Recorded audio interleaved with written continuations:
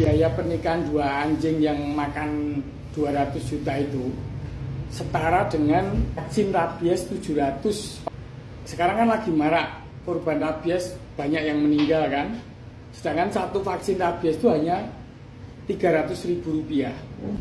Demikian juga misalnya bisa membantu orang-orang yang nggak bisa membayar iuran BPJS yang hanya 35.000 sebulan itu, bisa mengcover banyak kesehatan mereka. Misalnya asumsi biaya lahiran sesar aja deh, itu kan kira-kira di cover BPJS 5 juta. Berarti asumsinya 200 juta pernikahan dua anjing itu bisa untuk menyelamatkan 40-50 bayi bagi mereka yang tidak bisa membayar BPJS. Tetapi di dalam dunia kapitalis seperti ini, siapa peduli? Duit gua, duit lo. Jadi setiap orang berhak menggunakan duitnya masing-masing.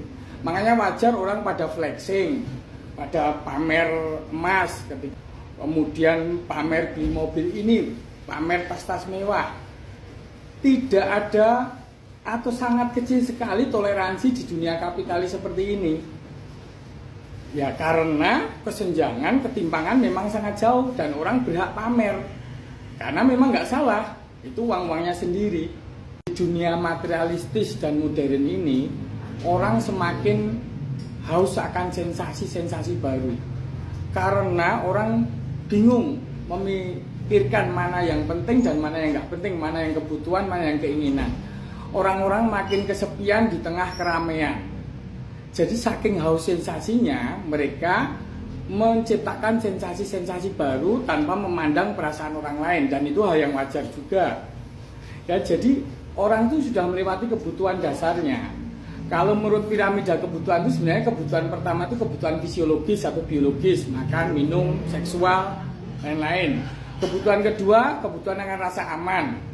Ketiga, kebutuhan akan cinta dan kasih sayang.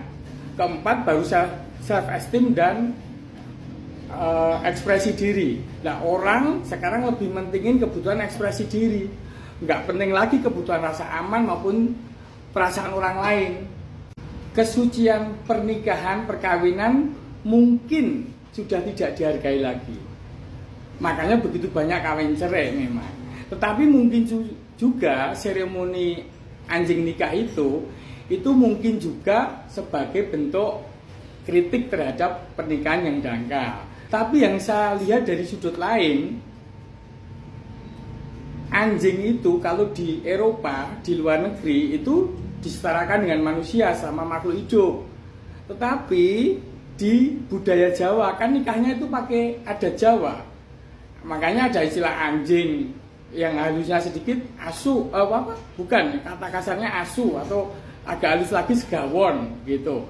Karena anjing itu memang bukan peliharaan khas orang Jawa umumnya, kecuali zaman dulu berburu di hutan ya. Tetapi di budaya Jawa itu anjing dianggap makhluk yang agak hina. Sebenarnya juga ini masalah stereotip. Kalau di Eropa dihargain, di Jawa agak nggak dihargain.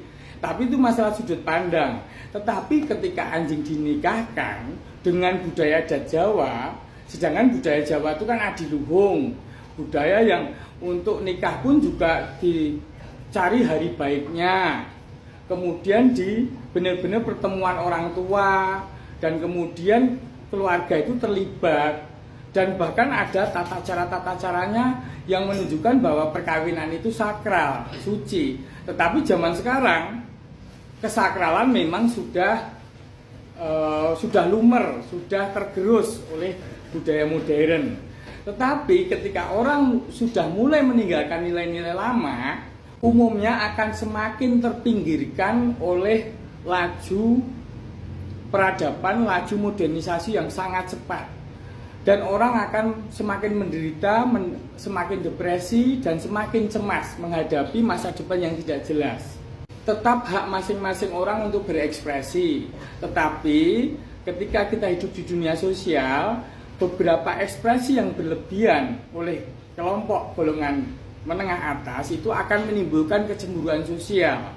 Kecemburuan sosial itu pada titik tertentu bisa menyebabkan gesekan. Ketika gesekan ini semakin intensif, akan timbul konflik sosial. Jadi sebaiknya semua pihak itu menahan diri, tidak berlebihan, tidak gaya, tidak sombong.